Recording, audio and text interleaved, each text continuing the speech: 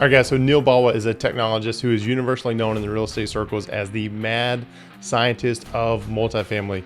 You're going to find out here in just a few minutes why that is his title. Besides being one of the most in-demand speakers in commercial real estate, Neal is a data guru, a process freak, and an outsourcing expert. Except he didn't outsource getting his Alexa thingy to turn on his fireplace. Anyway, Neal treats his $250 plus million multifamily portfolio as an ongoing experiment in efficiency and optimization. The mad scientist lives by two mantras. Number one, we can only manage what we can measure. And then number two, that data beats gut feeling by a million miles, right? These mantras and a dozen other disruptive beliefs drive profit for his 300 plus investors. His resume is a mile long. I tell you what, let's just bring him in. And Neal, welcome to the show, sir. How are you today? Fantastic. Thanks for having me on the show, Jay. Very excited to be here. Absolutely. And I still feel like I'm sitting here with egg on my face because when I reached out to you initially, I was like, Neal, I want to come on your podcast. I want to talk to people about being a W-2 capitalist. And you're like, I don't have a podcast. And it's because I you've get been on invited. so many, man. When Yeah, I get Googled invited to you, lots of podcasts. So people ask me, Neal, what's your podcast? And my answer is everyone else's podcast. And yeah, that works fine for me. And you know, people go to podcasts for certain reasons to spread their message, and my message is being spread really well. And I'm happy with that. yeah, it is. It's definitely reaching a lot of people, at least a lot of people that I'm in my circle and some level or whatnot, because that's how I got to discover you. And then it was like once one person said Neal Bawa, I was like, then I kept hearing it over and over again. I was like, all right, I got to talk to this guy. Found out what he's about. So you're a bit of a technologist. I know that's in your bio, and we were just talking about how this weekend you spent dealing with some home improvement stuff. We'll just put it at That's that. right. What Smart were you home messing with? improvements.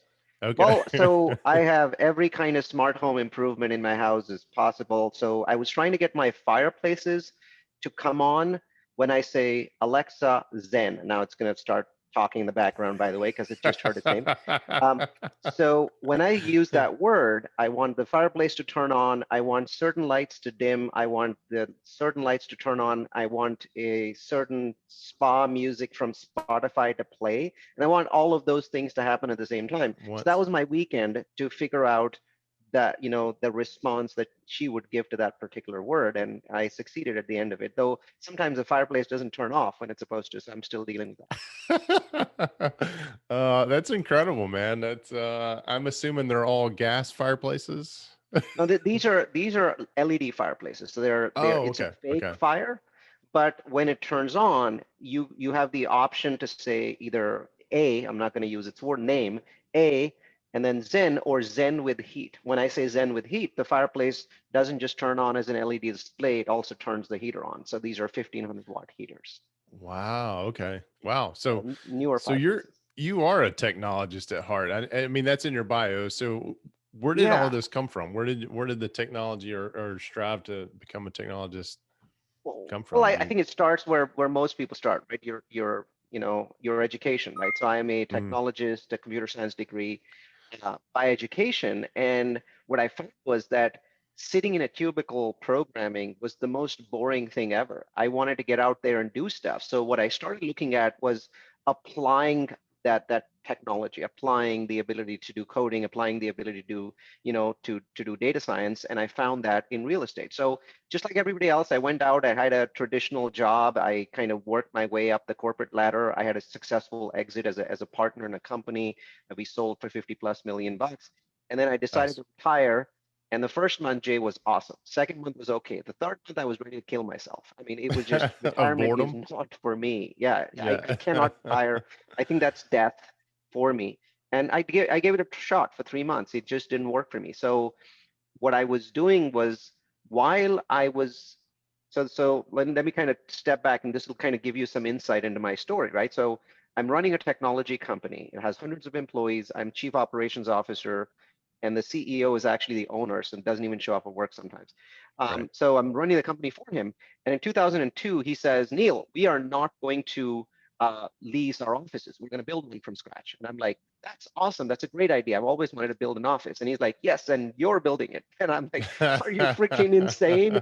I've never even rehabbed my house, right? You want me to build a large campus from scratch? And he's like, yeah, I'm going to give you like a general contractor guy and I'm going to help you. And he needed, he did. He knew so much. I wouldn't have, made it without him. He helped an incredible amount. And he also gave me some mentors, some people that helped me. So from 2002 to 2003, I'm running a company with $40 million of revenue during the day. And then in the evening, I'm building a new campus 3 miles away, right? And that was so insane that I remember this 10-month period when we were building this campus. Every single day I bitched and I moaned and I complained and I whined about how this was not my work. And once it was done, I haven't stopped thanking him since, right? Because what you learn when you actually do real estate from scratch, right? Completely from scratch is insane. I see people all the time buying large multifamily properties. They have no idea how these things are ever built. And the knowledge is absolutely spectacular. And to a dork like me, I mean, geeks love this kind of stuff, right? So like I can walk into a room right now and look up and tell you what the occupancy of that room is. Like, doesn't that sound really dorky? I mean, but I can do that, right? Because Absolutely. you learn all this stuff. And then I ended up building 5 more campuses over the next 10 years for the same company until we sold it in 2013. I can tell you that the real estate was an incredible part of our exit. I mean, the company Yeah. that came in and bought us from Chicago loved the fact that we had custom built campuses that were precisely designed for our use and were so ridiculously optimized that none of our competitors could ever catch us. Right? Yeah. So real estate was a weird initiation for me. It wasn't a flip. It wasn't a rental. It was a real estate can change my technology business. It can give me an unfair advantage. So I learned real estate in a completely different way. And then, of course, as you can imagine, right after that 2004, campus was built, I started doing single family and then started kind of getting further into it. And that's another story. But that kind of gives you an insight Yeah. into how I got from technology, high technology, to real estate to, today we have about $320 million of real estate, mostly multifamily, but we've got student housing and storage and industrial assets. We've got townhome assets. We're building 180 townhomes in a tertiary market called Idaho Falls, all kinds of assets, right? But it Yeah. really started from this love of construction. So where did you go to school? In India, in Mumbai. Okay. So Okay. I my computer science degree is from India. I came here for a master's and never really got into it because I came here in 1997, at the end of 97, and the market Okay. was so hot. I mean, what people were willing to pay back then was a little bit insane. For somebody like me with only 3 years of experience, I just walked in at the exact right time. So I never really went back for my master's. I tell people Gotcha. I think I have a master's in experience, and I think There that you matters more go. than a second degree. I have a computer science degree as well. It's actually hanging on the wall over there, behind the coat rack. I actually brag about it being a 2.5 GPA. I am certain your GPA was much higher than mine. Accidentally higher, yes. I mean, I Accidentally, tried to my sneak out ass. as Yeah. many classes as I could. I wasn't the kind of guy that was fixated on a 4.0 GPA, and that's not even an Indian concept, but the Okay. equivalent of it. I wasn't fixated on it.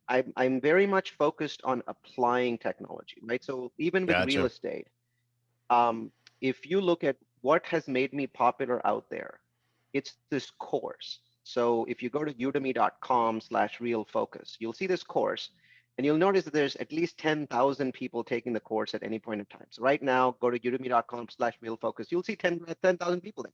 They're all taking this course. There's huge numbers of people that take it, and there's like 1,000 reviews on the course. It's the most popular real estate course on the Udemy website. They have hundreds and hundreds of them. It's the most popular one.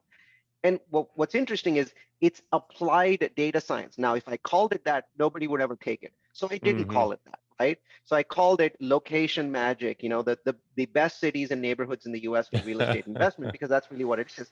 And people absolutely loved it and got me notoriety, both with people agreeing with me and loving the course. I mean, obviously with 1,000 reviews that people liked it, Yeah.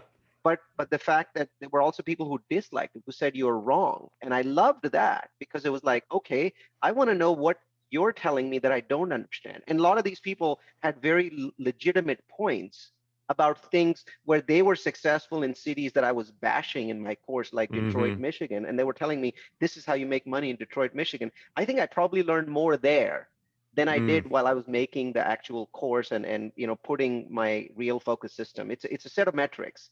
So it's a set of 5 metrics at a city level and 5 metrics at a neighborhood level. And those metrics basically allow you to cherry pick cities and neighborhoods in the US for future real estate investment, not for the past, gotcha. not based on past performance, but based on how it will do in the future. So a lot Hmm. of that goes back to my computer science degree, understanding statistics. I was a statistical major, and so I Okay. understood stats, and I that allows me to have a little bit of a crystal ball.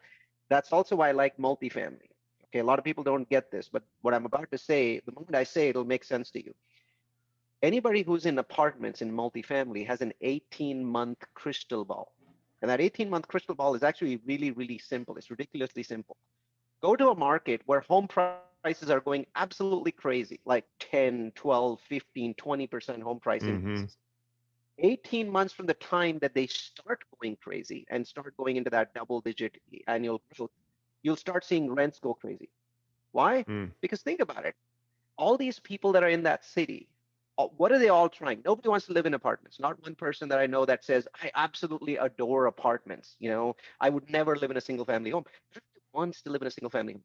But what happens is, with incomes going up 3%, home prices going up 12%, each month there's a certain percentage of people that drop out of that race to buy a single family. They just know they can't get to it. They've tried, their income's rising slowly and home prices are going up. Like, it's never going to work. But that person, a month ago, they had this dream of being a homeowner.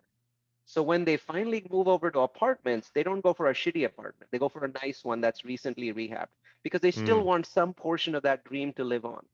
So if you are an apartment owner and you rehab your apartments and you've got the granite countertops and the steel appliances, now that person comes in and says, okay, I couldn't get my dream, but this is the closest to it. I'm going to Mm. take this on, right? And that's why when we build new construction apartments, we build nice ones, we build balconies, we do some interesting stuff with them. We raise the ceilings up 10 feet instead of 9. We do those kinds of things because we know that emotion that's driving these disappointed people that say, hey, I almost was there, I almost was a homeowner, means that when they come in, they're in an emotional state. And that's what makes me successful. And anyone who's in multifamily that understands this can be very successful, right? Go to places that are incredibly hot right now for single family, and you'll do really, really well by the time your your multifamily assets are built or purchased. Yeah, but doesn't it matter like when you get into this? So I'm in Pensacola. Single family has been hot for years, right? For I don't What know, what four or what five market is years. that? Pensacola, Florida. Pensacola. Mhm. Yep. And multifamily, you can't buy. I mean, there's the things that I don't understand what folks are doing right now, unless they're tapping into what you just said and they're seeing the single family prices go up more rapidly than folks can afford them, right? I just have trouble understanding how people who make an emotional decision on trying to buy, I'm going to use air quotes, their dream house, when they can't get it, then they revert back and say, well, I'm just going to go get a bigger apartment, right? Or a better looking apartment. I'm having trouble connecting What are those their dots. choices, Jay? What are their choices? At that point, they know that they've lost the race to be a homeowner. So they have two choices: rent a single family or Hmm. rent a big apartment. There isn't a third choice that I'm aware of, unless it's, live in my car or, live in grandma's basement. Well, they can say where they're at, right, and continue to save and wait for an opportunity to come along. But Some you're of saying them that they do, don't do that. most of them don't. Some of them do, Mm, most of them don't, because at that point they're still chasing their dream. And where they're living is an admission of defeat. And mm, by either renting a single family home or renting a rehabbed apartment, they get away from that thought of defeat that, I tried to be a homeowner and it didn't really work for me because prices in Pensacola are going up 10%. My income's only going up 3%. It's just not yeah. going to work, right? So I think that there's a minority of people that do what you say, which is they just stay where they are. But others, they make a change, and that gives them that feeling of, okay, I did something different. And the beauty of multifamily is that we only need a certain percentage of those people to make that decision. 1 out of 5, 1 out of 10. And that's enough, because if you look at the single family market, it's so enormous. There's so many single family homes in the US, but multifamily actually is a fairly small market in comparison. If you look at how many multifamilies we build in a year, it's like 300,000 in a good year. Well, we're building a Yeah, million but how homes many units does every that single year. represent? How many units? 300,000 units, like actual units, right? So that, Okay, so if it's, so that is, a count by count unit, that might be like, 2,000 buildings or 5,000 buildings, whatever it might gotcha. be. But single family, we never build less than a million, even in a bad year, right? So single family is a much larger market. Multifamily is a smaller market. So imagine a much larger market spinning off people for us. And that's what works for us, right? Also, there's this Hmm. concept of cap rate where you, from your perspective, you're like, well, this doesn't really make sense. And the answer is, it makes sense if you think a completely different way. If you start applying cap rate methodology to multifamily, it makes sense. But if you start applying single family metrics to multifamily, it doesn't make sense, right? And then I have to make a confession. If your market is hot, if you're able to build single family homes and flip them on a, you know, value for your time basis, you're going to make more money than multifamily in most cases. Like I'll say overwhelming cases, 90+% of the cases. So then why would anybody do multifamily? Well, the answer is, the problem with single family is when you're finished with that flip, you're starting again. And a lot of people, they get burned out by that, even though it's actually the same actions that you're taking over and over again. But this is very common. People get burned out doing flips. They get burned out even doing rentals. Whereas with multifamily, we go in, we buy a multifamily. The first 12 months are insane amounts of work. We're improving it, we're repaving the parking Right. lots, we're changing the roofs. But at the 12-month point, now that we've done it, and now the whole property is new looking or nice looking, now it becomes much easier to convince tenants to take the newer rents, because the whole property's done. All of the upgrades are done. Yeah. And Don't you then we think hold though, on with for 4 more people who years. get tired of doing flips, that there are also people who get tired of doing what you just talked about, right? Because a lot of the flippers that I talk to, they can be in and out of a property in 90 days and they're okay with it, right? And they love that timeline. What you're talking about is a long project, right? It's 12 months, probably at minimum, to turn around an asset. That's got to be exhausting work, and that's got to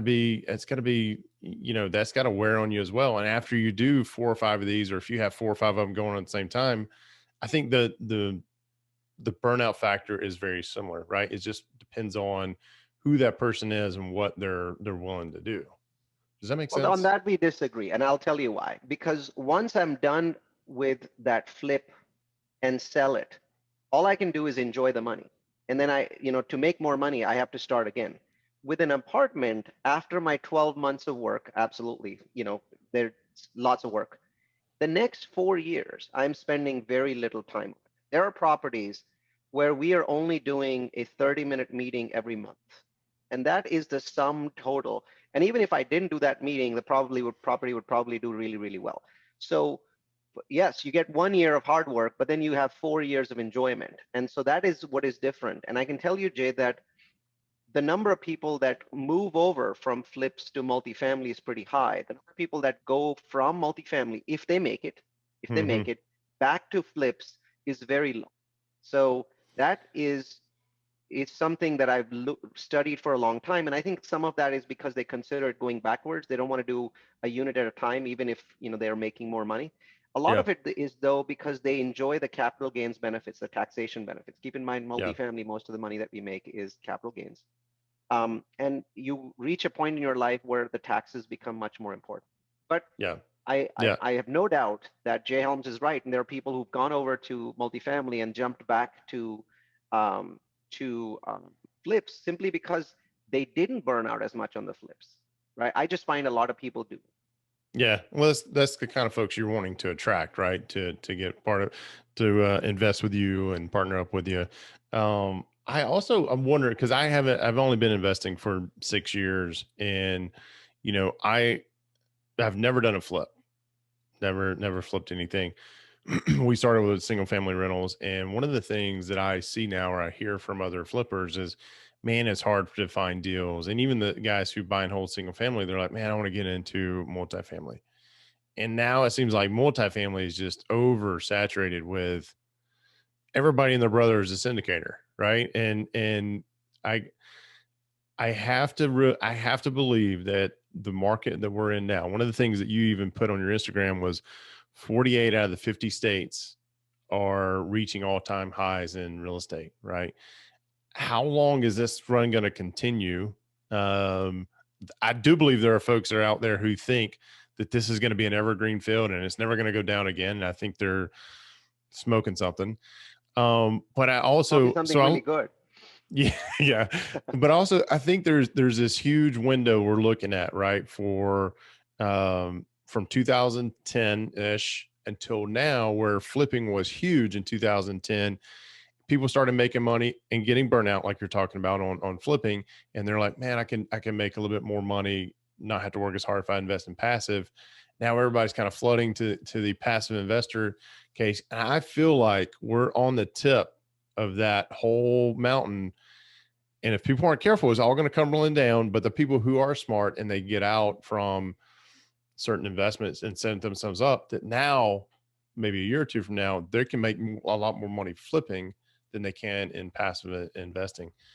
Tell me I'm wrong. You're right. You're right. Multifamily is getting saturated. I see saturation everywhere. I see, I can tell you this. I mean, I am a bread and butter multifamily guy. I buy value add properties. I have, hundreds of millions of them. The last time I purchased a value add multifamily was November last year. Mm. Okay. So it's been a year. I haven't purchased any. And you go, Which so for a how do guy you run like your you, company? that's a Right. big drought, right? So for a It guy is like me, because, that I wouldn't mean, be that big of a drought. But it's gigantic. It's massive, right? yeah, And why am I not doing it? Because I am like you. I'm in the same mental place as you that look, too many people piling on, too many people overpaying for properties. And what's happening is that the gap, so the way multifamily functions is there has to be a gap between old value add properties where you buy the property and you improve it and new construction, right? So right. there has to be a certain gap. And if that gap shrinks too much, then it doesn't make sense to be doing this value add stuff because you're too close to basically being able to construct a new building and just hold on to it or even Yep. buy a new building. I mean, there are syndicators in my business that are no longer buying value add. They just simply buy a new construction building that's 5 years old, which means it's new. Yeah. Right? So they just buy Yeah. it and then they're like, we're going to just hold on to it because we're going to get pretty much the same returns and we're not taking any risks, right? They're not getting pretty much the same returns, they're getting lower returns, but their risk profile is much lower. And so I agree with them. So to me, you might wonder what has this guy done for the last 12 months if he's not doing what he's supposed to be doing? The answer is Yeah. I'm building multifamily. So when Okay. that gap between value add and new construction drops, then I want to be on the other side. I want to be on the other side where I'm creating much more value, right? Value add is creation of value. New construction is creation of fantastic value because you take a piece of dirt and you build a gorgeous building from it, right? So if you know how to do it, you certainly won't lose money. You might not make money if you get caught in the wrong times. The other thing that helped me, which I certainly didn't anticipate, by the way, this is just luck. So when we started doing new construction, we didn't start doing it last year in November. We started doing it like 2 years ago, right? Because Yeah. we started seeing this. Oh my God! I mean, every building in the world is called value add, even if there's no value to add, they still call it value add. It's nonsensical. It's the We started phrase, doing man. That's the key yeah. word, So right? exactly. So we started doing new construction, and then COVID hit, and for a Mm. moment we were like, oh my God, we're so screwed, right? What do we do with new construction? Then we realized something to our utter shock. The value add business, multifamily business, those lenders tightened up. Loans went from 4.2% to 6 or 7, making the whole deal not work. And Right. then on top of that, Fannie Mae and Freddie Mac, the two big lenders in the multifamily space, said, we want 9 months of your principal, interest, taxes, and insurance to be impounded with us before we give you a loan, At right? minimum 9 months. I've seen Yeah, 12 9, and I've seen 12, 18 too. 18, Right. right? Yeah. So I looked at that and I said, this makes no sense whatsoever, right? So, and I don't know how this whole COVID thing's going to go. Let's take a look at new construction. Guess what they did in new construction? They said, nothing's changed for us. We're just going to be more strict with you on your liquidity. So keep more money liquid. So Mm. what I went out is I sold a bunch of homes that I had and put $1 million in my bank to increase my liquidity. That's what the banks wanted in case something went wrong. And then I started doing new construction deals, and the interest rates kept dropping from March, April, May, June, July, they Mhm. just kept dropping, no impounds, because there is no principal to pay when Right. you're doing new construction deals, right? It's always interest only. So I have ended up in this completely by accident, where last month I closed a loan on a new construction project at 4%, right? So the risk reward scenario has flipped around completely. And while I didn't cause it, I'm smart enough to know, oh, okay, it's benefiting me. So I'm taking advantage Yeah. of it.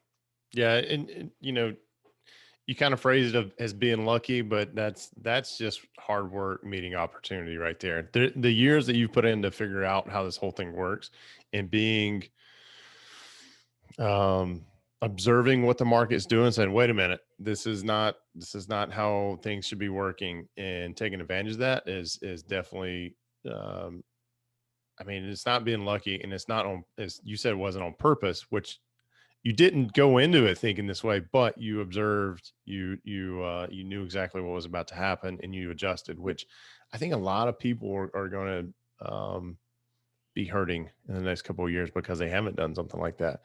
Um, I want to ask you this. So where we're at, and we're on the Panhandle of Florida, back in 2006, 2007, when single families were just crazy, these developers were coming in, they would put their flag in the sand, and they would say, hey, we're building a high-rise condo, right? People would buy in, they would turn around and sell it to somebody else, make a huge profit. I mean, it was almost just like wholesaling, right? Before the first piece of cement was ever poured. And Yep. that thing would change hands 3 or 4 times before the building was ever ready for anybody to move in. Total scam. Well, a lot of people made money out of it. The condos were built, and then 2008 happened, and you yeah, scam might be a great word. Do you think in the multifamily space, do you think developers will ever have the opportunity to start building things and it change hands a couple of times before the final product is ever delivered? I don't think so. I think that while there are 3 or 4 scenarios that I thought of while you were talking that are similar to that, they are very niche scenarios. They're very edge case scenarios. The vast majority of multifamily, you have 2 scenarios, and one is closer than the other. So either on the multifamily side, you're building this big ass building, and until that building's built, you can't really sell any of it. I'm not doing a lot of that right now. You know what I'm building? I'm building quadplex townhomes. It's still multifamily, but I build Mm-hmm. quadplex townhomes, and then I sell them to investors even before I start building. But these are single family investors that take a single family Freddie Mac small balance loan to buy a quadplex from me. Yeah, Okay, you're kind of building a spec home, right? And you have an end correct. buyer in mind, And they're also right? very quick. If multifamily takes 18 months to build, but a spec home, right? A quadplex spec home takes the same kind of 6 months to construct like a bricks and Like a sticks, single single family. family home, Yep. right? So no difference there. So what you're doing is you're zoning that as a lot and you're selling it to individual investors as quadplexes. But how's it multifamily? Because I'm building 50 of them at a time, Mm-hmm. right? So 50 quadplexes is 200 units. And how am I hedging my bets? Well, firstly, I can sell each of those townhomes to the single family market if the multifamily market goes down. I can sell the quadplexes before I make them. Or if neither one happens, I'll just keep building them and hold them for rental. So I'm giving myself all 3 exits, right? Yeah, So and these are not designed for maximum profit. They're designed for minimal risk. So gotcha. when you build townhomes, you actually give up on a lot of profit because townhomes are half the density of apartments. So you're building half as many, Mm. which means you can't quite get the same rents. But on the other hand, you have lots and lots of exits. Yeah, and that's probably one of the most important things for folks, right? And they don't realize it. And I have this conversation all the time. You don't have a single exit strategy, let alone three, right? Um, you, on the other hand, I said you, folks listening, watching, if you don't have an exit strategy on your property, whatever you're buying, whatever you're investing into, stop a minute, just think about it, right? Neal just laid out, hey, I have 3 different exit strategies for what I'm developing here. You got to do the same thing. right? Well, no matter what asset class you're in. Speaking of asset classes, there was something on your Instagram feed. I know you do a lot on Instagram. I'm a little jealous of what you have going on over there, by the way. You've got a lot of good stuff. But you said something that struck me as, well, anybody can claim this, right? Especially with what the people you're trying to attract, right? You Sure. put out there is the question was, or something, the statement was something along the lines of why Class C isn't the best asset. Mhm. Uh, is this a true statement, or is this something you just like to say to kind of get people away from investing in Class C and come invest with you? I invest in Class C. So the for 50% of my portfolio is Class C. Okay. And I still say it because I believe that Class C was the best investment 3 to 4 years ago. It turned out to be the case. Class C rents went completely insane. Their occupancy was higher than BNA, and their rents were rising faster. All of those happened over the last 4 years. Just check out any resource on multifamily, and you'll see that. Okay. Today, I see that the situation has changed. And the reason for that is the same Class C property is now $30,000 a unit more. Mm, And we're edging up to where the gap between a Class B property, which is 20 years newer, has more amenities, looks nicer, probably doesn't have as many maintenance costs. We're now within 10 or $12,000 a unit of that. So today, I don't think that Class C is the best opportunity. Now, these are all cycles. Guess what's yeah. happening now is that Class B prices are going up, so that gap is going to increase. But today, the gap's too low, which is why I'm like, well, you should be buying Class B or you should be doing new construction because you're taking too much risk buying older, crappy Class C properties with, they're going to have sewage issues, their roofs are going to be old. There's so Hmm. many problems that you're buying. And for $12,000 a unit more, you could skip all of those problems. Your job on behalf of your investors is to do what is known as best risk reward. Mm, And Class C right now is just highest risk, not necessarily highest reward. yeah. So Class C isn't the best asset now, but as you pointed out, as cycles continue to go, it could be come back. It could be the leader in the clubhouse because, as you said, you've got almost 50% of your portfolio, and it probably does very well. But when's the last time you bought something in Class C? It's been a while. So about a year and a half. So I haven't Okay. bought anything in Class 6C for 18 months or so. I've been buying Bs. The one that I bought a year ago was a B. And it's done really well. So, no issues with delinquency, no issues with tenants not paying rents. Obviously, there's lower cash flow in a B than there is in a C, and I'm happy with it. So at this Yeah. point, that's what I'm looking to do. But keep in mind, let me give you an adjunct to that Instagram post.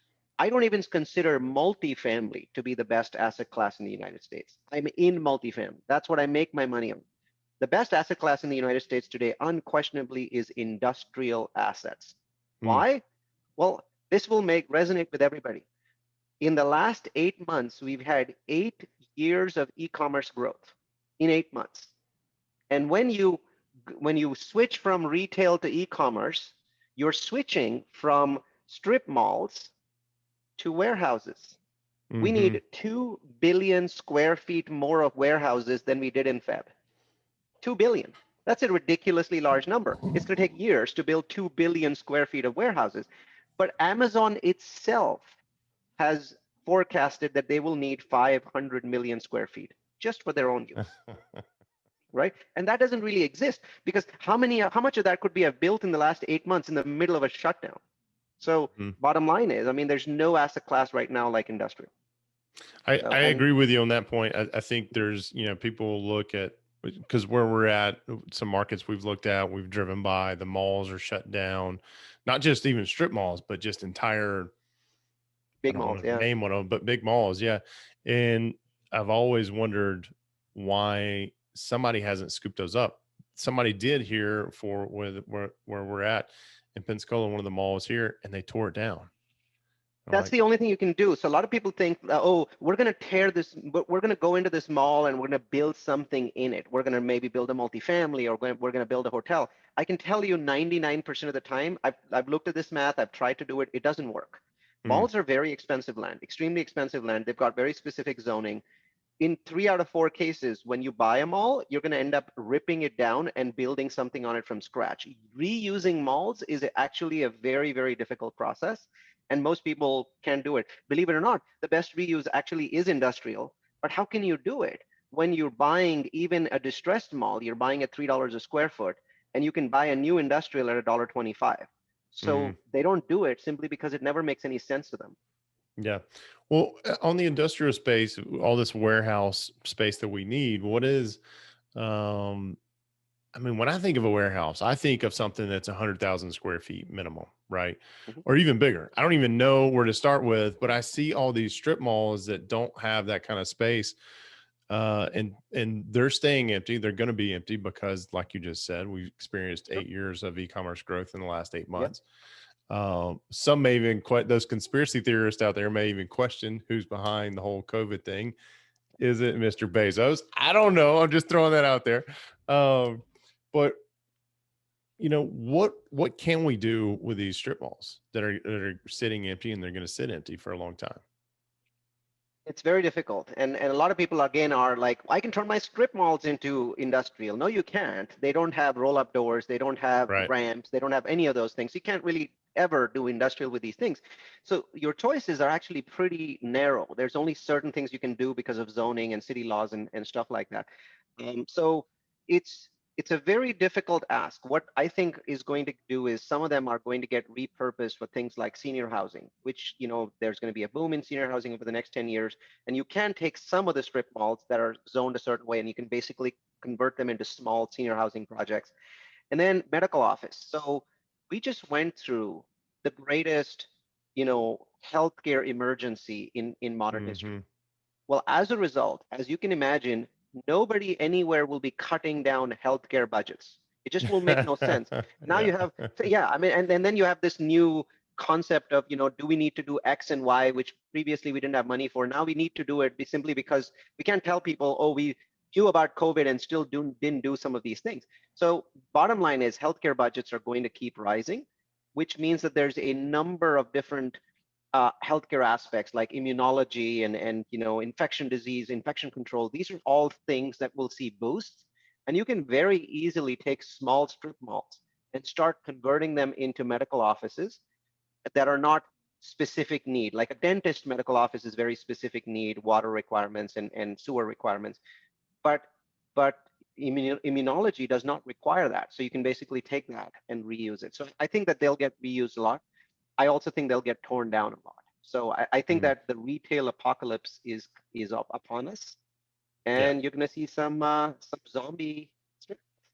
Yeah, they're all going to turn into bargain centers, and we have a lot of them around here that are converted to like antique shops. So those are coming upon us for sure. All right, so you back more on your Instagram. I told you there were a couple of things that you posted. I want to get into. We're almost up on time, but I want to get into at least one of these. Um, the first one, in case we have time for a second one, you posted, it doesn't matter who wins the presidency, right? It says November 16th when we're recording this. One side's claiming winner, one's not conceding. There's a lot of stuff going on. We don't know. Possibly we won't know for, it could be till after Christmas, right? Sure. Or the new year. Yeah. Um, why does it not matter? Okay. So the comment was specific to real estate. So maybe I can say it Yes. doesn't matter for real estate who wins the presidency. Okay. Is it okay to make that That modification?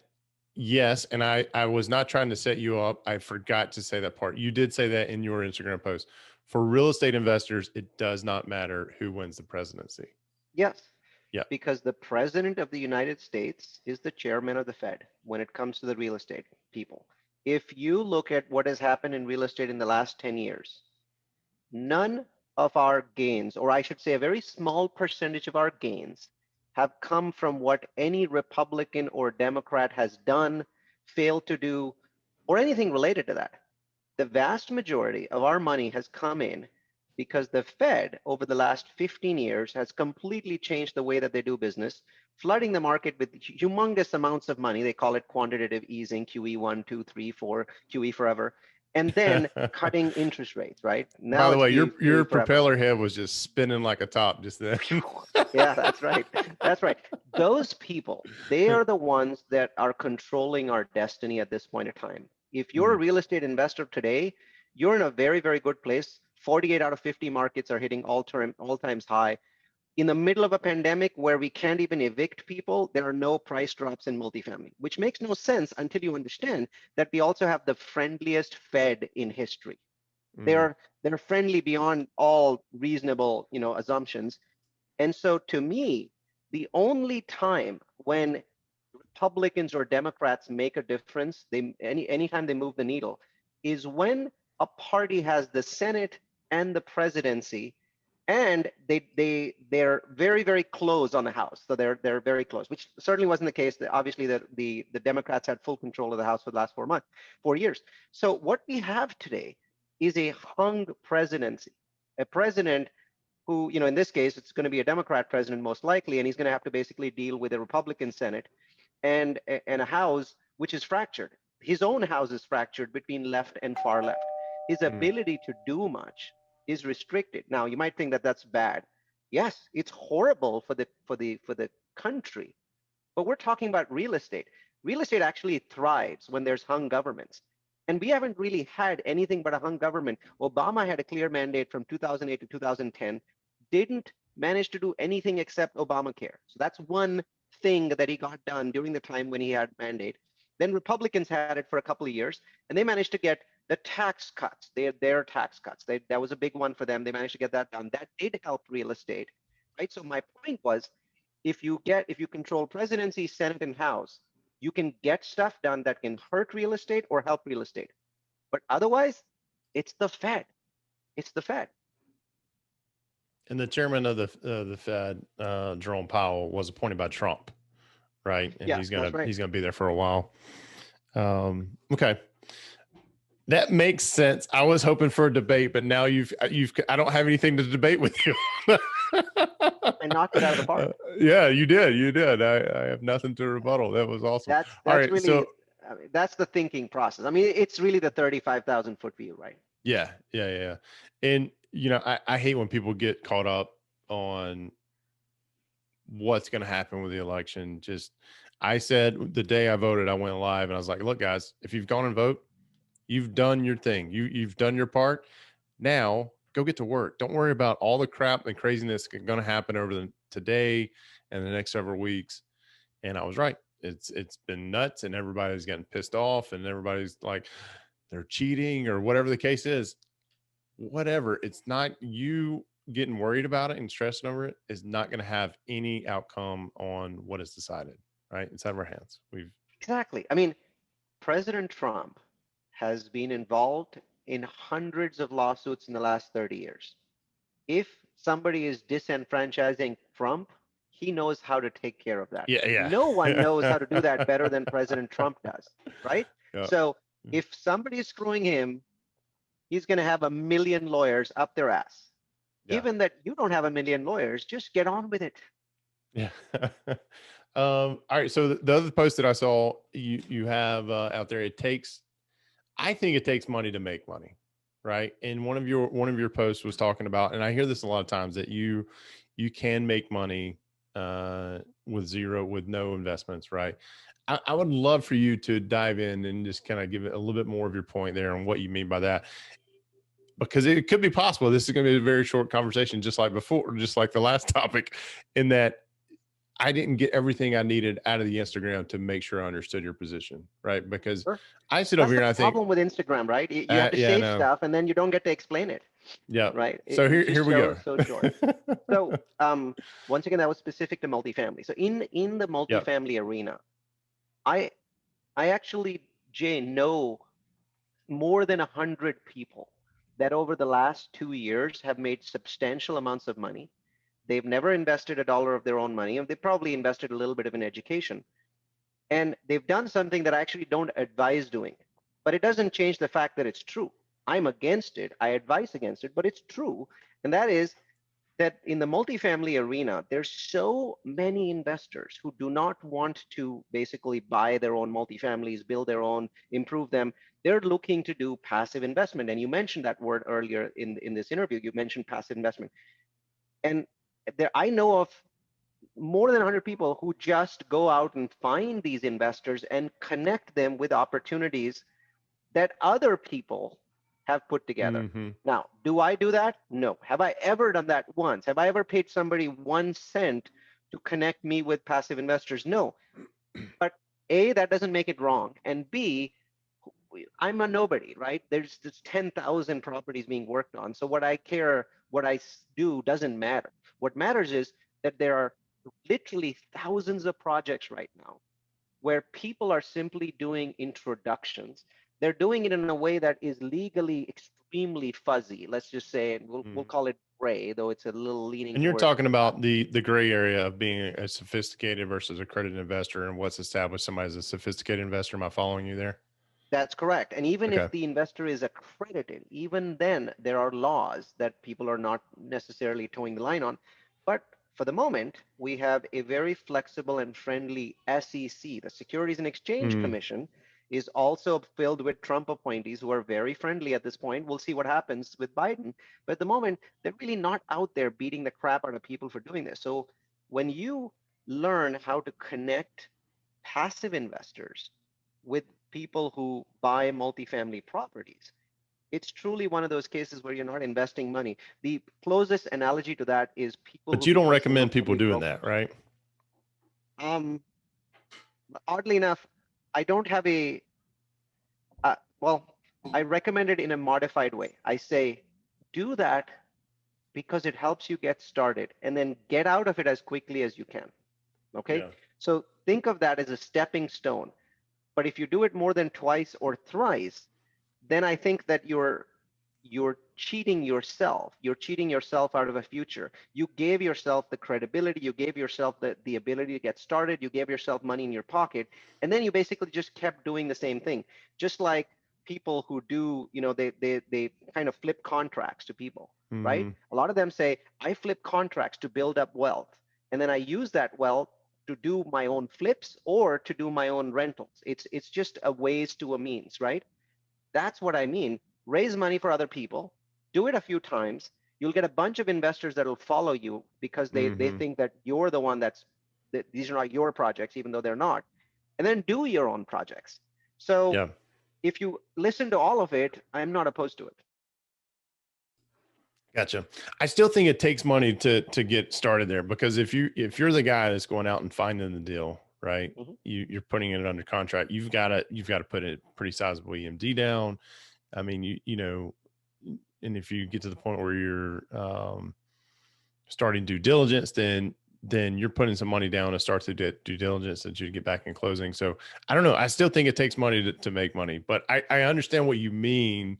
I just hear that phrase all the time, and I'm just like, I'm apparently either not that much of a hustler, or I don't know how to do it. You know what I mean? So when I hear people say that and that they did this, just like self-made millionaires, there is no self-made millionaire in the US. There's no Yeah, way anybody got to I'll where say they're this. on their own. You know what I mean? The vast majority of times people say these things, they do it for clickbait reasons. And there's Yeah. no doubt that my Instagram team made the same, did the same thing. In my case, obviously, I gave you a full explanation, which Instagram doesn't allow me to. Yeah. But I think that Yeah. as far as I know, my social media team is as clickbaity as anyone else's. And I think that most people who say that you don't need money to make money are either they have a backup explanation that you should hear, or they're just trying to get eyeballs and they don't care about the unethical nature of their statement. Mm, yeah, that's true. Well, thank you for clearing that up. Very, very good. All right, we have 5 minutes. I want to do a section of the show. It's called Off the Wall. Just been doing it for weeks. Didn't know what I was going to call into today. It is 3 random questions that come out of this little app that I have on here. Don't worry, they are safe for work. There's none. I have filtered out most of the ones that are truly Damn way you, off the Jay. wall. Yeah. All All the right. weird ones. Yeah, all the weird ones they get filtered out. All right. Question number 1. since we were talking about college earlier, do you have an incident from college you wish you could erase? Heck yeah, yeah. Somebody pulled my pants down, and I don't think I ever recovered. What, like, were you in a group of crowd of people? What? A crowd There's of got to be people, more to somebody that pulled my story. pants down. Oh my God. And the underwear was loose. Oh man, can Oh, never that's forget good. that. That's good. Yeah. I'm haunted Uh, by it. hey, by the way, this is not an off the wall question. I'm curious, what language did you program in So started with primarily? COBOL and then C. Okay. Yeah, so Okay. those are the two. All right. How would you describe yourself to a blind person in 5 words or less? Hmm. Just a very normal dude. That's 5. Just a very normal dude. And I'm assuming this person wasn't blind when they were born. Uh, I don't know. I don't know. Maybe Because so. if they weren't blind when they were born, they know what normal dudes look like. Yeah, that's true. That's true. Ah, man, I only had 5 words, so you got to accept no, that. I know. I'm just sitting here thinking about folks who are blind. I can't imagine how I would handle that. It would not be good if I lost my sight at this point in time. What is all right? So number 3, off the wall. What is one thing you wish you'd have spent more time doing when you were younger? Oh, I think and this is when I say younger, I mean the last 10, 15 years. I Well, I we're would have spent younger more than time. 5 minutes ago, right? 5 minutes That's ago right. was younger than we That's are. right. So it still works. Yeah. Um, I think vetted my partners better. I have Oh wow. Okay. I've learned over time, I've become very skilled at vetting my partners and understanding partnerships. I didn't really understand the consequences of having partners. And I've never had a partner that was a thief. I've never had a partner that was a thug or stole money, but I've suffered greatly in partnerships. So what I've found is while real estate is one of those phenomenal places, businesses for partnerships, you really have to spend time thinking about it because you're really getting into bed with somebody, you're getting married to them, especially multifamily, right? 5 years, Yep. 10 years. And Yep. it's always a very messy divorce. I've Yeah. gone through Yeah. one. Partnerships in multifamily last longer than some marriages. That is for sure. They're good And like ones. you Now I said, have they're great ones. So yeah. What's the biggest vetting? Your number one vetting process you go through with when talking to a potential partner? they say out there that first you need to look for people who are ethical, and then you need to look for competency. Ethical is more important than competency. I've found that not to be true.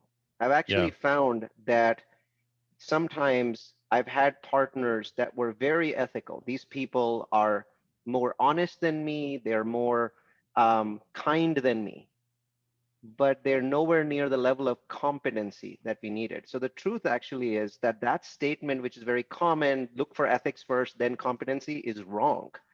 And you need both. If you ever put $1 of an investor's money in, you need both. So the Yeah. amount of time that you need to spend confirming both of those is key. And when I started out, I would just confirm their ethics, their heart. Gotcha. What do you mean by more honest than me? Well, I mean, I look at we're all honest by degrees, right? There's no such thing as an honest person. I think that Oh. I may not be completely honest with the Internal Revenue Service, for example, and I know lots of people that are not completely honest with the IRS. When I look at that, I see gradations of honesty, and I know Hmm. people who are more honest than I am, but those people didn't turn out to be at the level of competency that I Hmm. expected them to be at. And so I found that honesty isn't everything when it comes to partnership. And I think this is where my computer science background does me a disservice. I tend to look at things as binary. It's a one or a Mhm. zero, and that comes along with building relationships. Most folks in my life, they have hit a home run every time it's come. And the moment they slip up, they get turned to a zero, right? And I'm same way with the honesty is that either I'm being honest or I'm not, right? Now there may be times where I don't know that I'm not being honest because of the IRS or whatever stuff they put. And that's why I have a CPA that tells me that I'm doing that or not. But I don't know. That's interesting. That's different degrees of honesty. All right, Neal, I want to be respectful of your time. We are right on an hour. I want to make sure people know how to find out more about you. Obviously, I'm going to make a link to your Instagram profile, but you have so much more going on. Multifamily University, the Grocapitus piece. Take us a few minutes. Tell us about each one of those, and then what's the best way for people to get in touch with you? Sure. For people that are interested in learning more about any kind of commercial asset class, whether it's multifamily or storage or industrial or student housing, senior housing, check out multifamilyu.com or type multifamily university into the web. We do about 20 webinars a year. About 50,000 people attend these webinars. And they are deep dive webinars, very content rich, extremely content rich, and extremely eye candy. We love creating beautiful presentations. And so check those out. They're free. They're always meant to be free. We also have a real estate toolkit that we update 4 times a year, and it's extremely powerful. It has incredible amounts of content on what you should be doing. It basically is a toolkit for people that want to empower themselves on whatever kind of investment they may be looking to do, not with us, just by themselves. So those are 2 things that you should check out, Multifamily University. If you want to know where to invest in the United States, what are the specific ways to invest in the US, what cities, what neighborhoods, go to udemy.com/realfocus, and you'll notice that there's about 10,000 people taking my most popular course.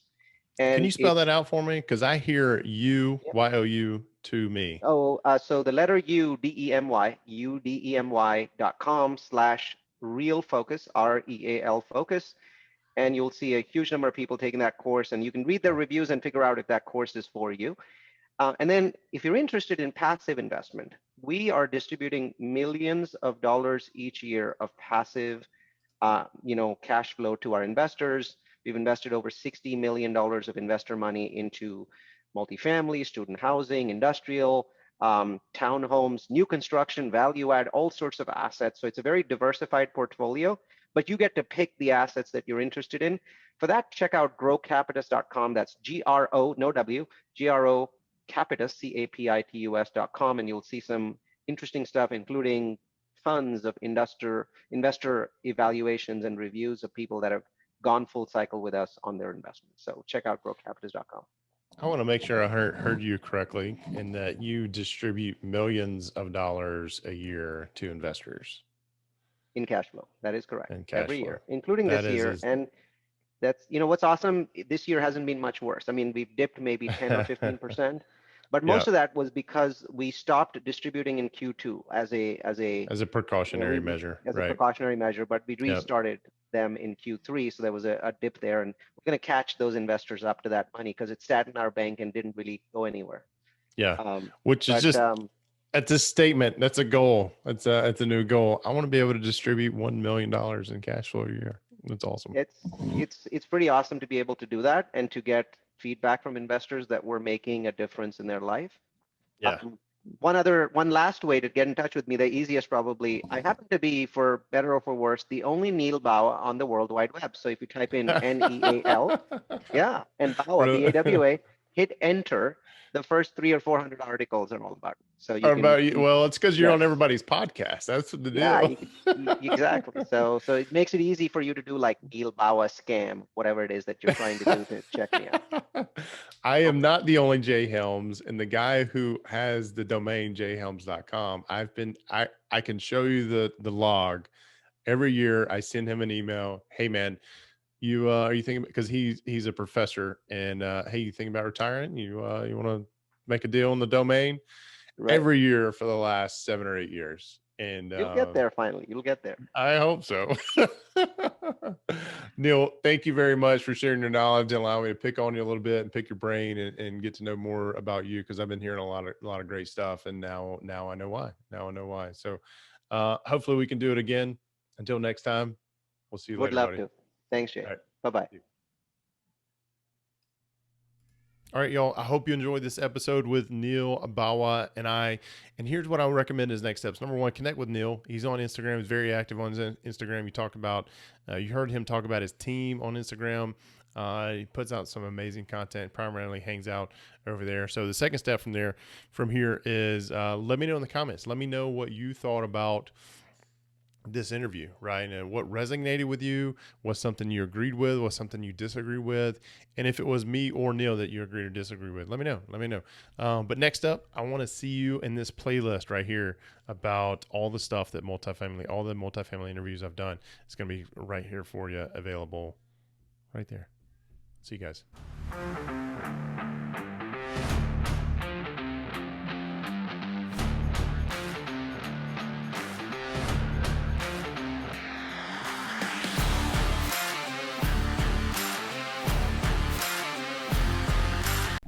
Hey, what's up, y'all? My name is Jay Helms, and if you are new here, if this is your first time discovering the W2 Capitalist, we as a W2 Capitalist are here as a resource to help you and your family build wealth through real estate investing while working a full-time job so that you and your spouse can spend more time with your young and growing family.